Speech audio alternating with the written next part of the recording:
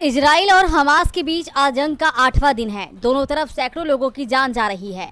UNA ने भी इस पर चिंता जाहिर की है और यूएन सुरक्षा परिषद बैठक में इस मुद्दे पर विस्तार से चर्चा भी हुई है। तो वहीं संयुक्त राष्ट्र महासचिव एंटोनियो गुटेरेस ने चेतावनी दी है कि इजरायली सेना के आदेश के अनुसार गाजा निवासियों का उत्तर से दक्षिण की ओर स्थानांतरण बेहद खतरनाक है। गुटेरेस ने कहा कि कई दिनों के हवाई हमलों के बाद इजरायली सेना ने गाजा शहर और उसके आसपास के फिलिस्तीनियों के क्षेत्र के दक्षिण में जाने का आदेश दिया है।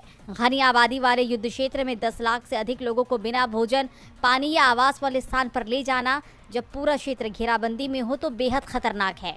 कुछ मामलों में ये संभव ही नहीं है। इस दौरान उन्होंने सोशल मीडिया एक्स पर भी लिखा कि जब गाजा का पूरा क्षेत्र घेराबंदी में है तो घनी आबादी वाले युद्ध क्षेत्र में 10 लाख से अधिक लोगों को बिना भोजन, पानी या आवास के किसी स्थान पर ले जाना बेहद खतरनाक है और कुछ मामलों में ये संभव भी नहीं है। गुटेरेस ने इजराइल फिलिस्तीनी संघर्ष पर सुरक्षा परिषद की बैठक में जाने से पहले कहा कि गाजा के दक्षिण में अस्पताल पहले से ही भरे हैं और उत्तर से हजारों नए रोगियों के लिए सक्षम नहीं होंगे। स्वास्थ्य व्यवस्था चरमराने के कगार पर है। मुर्दाघर भरे हुए हैं। ड्यूटी के दौरान 11 स्वास्थ्य कर्मचारी मारे गए हैं और कुछ दिनों में स्वास्थ्य सुविधाओं पर 34 हमले भी हुए हैं।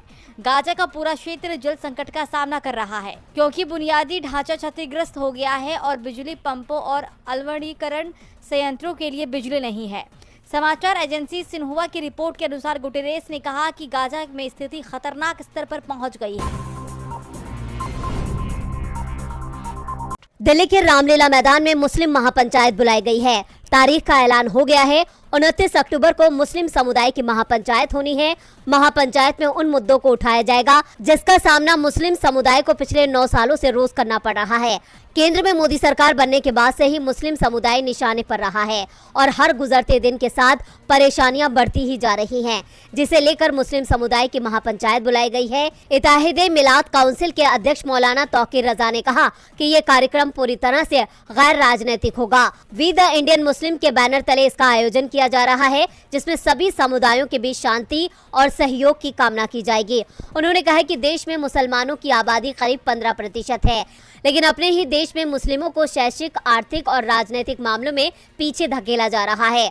कई गुट मुसलमानों के बहिष्कार की बात कर रहे हैं। मुसलमानों को दबाया जा रहा है। उनके खिलाफ छोटे छोटे मामलों में भी पुलिस की बेहद सख्त कार्रवाई की जा रही है। उनके घरों और दुकानों पर बुलडोजर चलाया जा रहा है।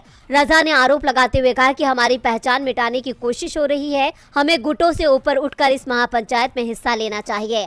रजा ने कहा कि कार्यक्रम गैर राजनीतिक है, इसलिए इसमें किसी भी तरह की राजनीतिक बातें नहीं होंगी। बात सिर्फ हमारे समुदाय के मुद्दों की होगी।